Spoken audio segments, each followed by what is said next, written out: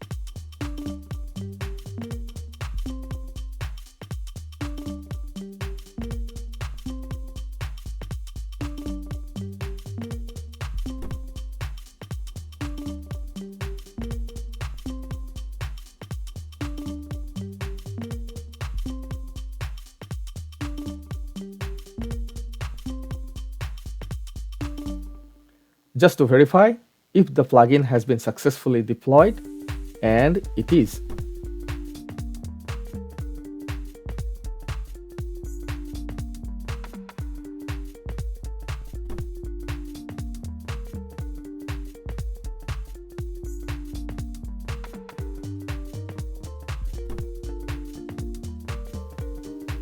If you liked my video, please hit the like button and subscribe to my channel for more similar videos.